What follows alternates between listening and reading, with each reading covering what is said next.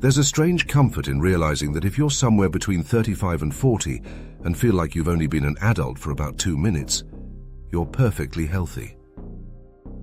The uncomfortable part is what follows.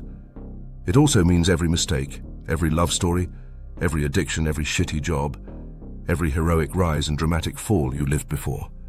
You lived with a brain that was still half assembled. And yes, neuroscience backs this up.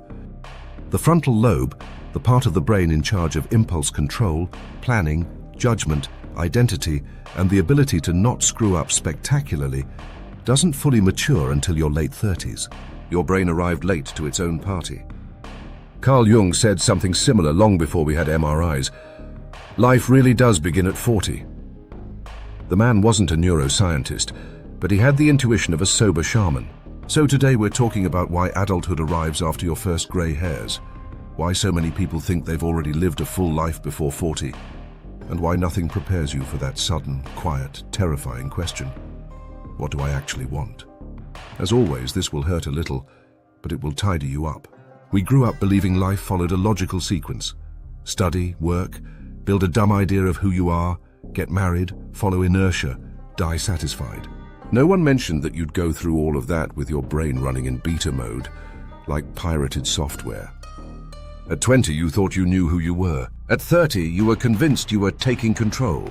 And now, at 30-something, you realize you were driving without a steering wheel, without brakes, but with the confidence of a Formula One racer. Neuroscience confirms the comedy. Myelination continues into your late 30s. Executive control networks reorganize painfully slowly. Identity consolidation happens late. Translated into emotional English, you had all the energy in the world and absolutely no user manual. Jung turned this into literary epic. Modern science simply shrugged and said, "Yes, Carl, adults don't hatch.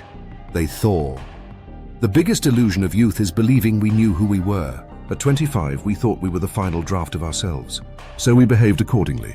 Absolute loves, impulsive decisions, professional ego, addictions we negotiated like diplomats.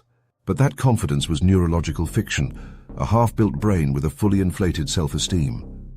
By the time you reach your mid-30s, you look back and see a trilogy written by 3 different screenwriters: the emotional teenager, the improvised adult, and you, the one who's just waking up. And then comes the accumulated disaster. Many people reach 40 having already lived an entire lifetime, making decisions with a frontal lobe fresh out of the oven.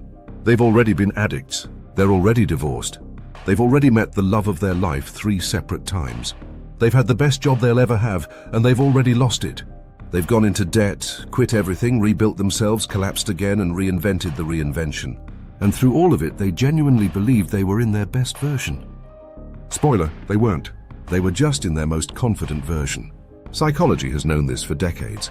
Identity forms late, but the ego shows up in kindergarten yelling, "I know exactly who I am." That ego dragged you into immature loves, wrong jobs, toxic friendships, and ridiculous inner wars. And now that your brain is finally fully baked, you start asking questions you didn't even have the cognitive tools to ask before. What do I want? Were those choices real or accidental? Who was I when I made them? And the honest answer is usually, you were a beta version with excellent marketing. Here's the gentle knife twist. Choosing to grow means letting go. Letting go of your adolescent myth. Letting go of the stories you told yourself. Letting go of the illusion that you already knew. Adulthood isn't a prize. It's a system update.